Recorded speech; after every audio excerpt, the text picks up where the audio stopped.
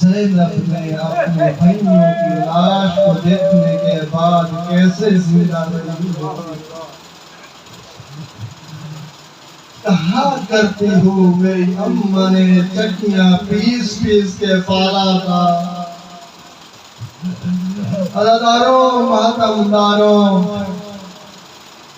شرما کر نہ رویا کرو، شرما کر نہ رویا کرو۔ معصوم فرماتے ہیں ہمارے جد پر اس طرح گریا کیا کرو جیسے ایک بوڑھی ماں اپنے جوان بیٹے پہ گریا کرتی ہے۔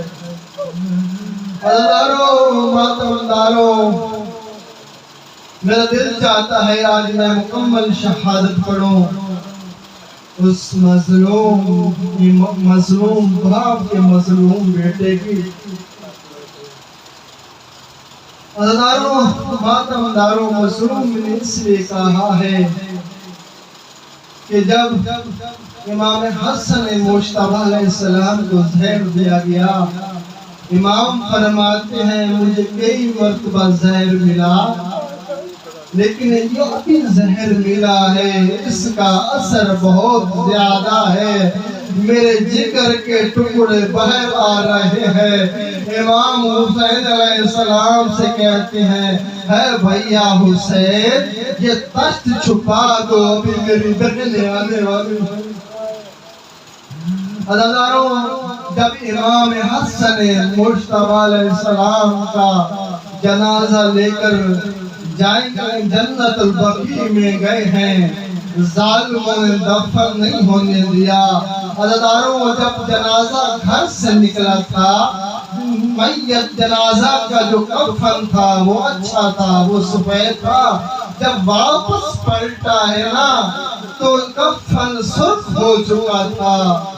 عزاداروں، ماتمداروں، ایک مرتبہ امام حسین علیہ السلام سے امام حسن علیہ السلام فرماتے ہیں اے میرے بھیا مجھے لٹا دو۔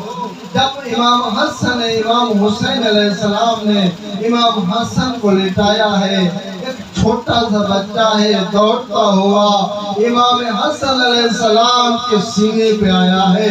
عزاداروں، ماتمداروں، اتنے میں جناب ام فروہ آگے بڑھی ہے کہ میں امام حسن علیہ السلام کے سینے سے اس کم سن بچے کو اٹھاتی ہوں۔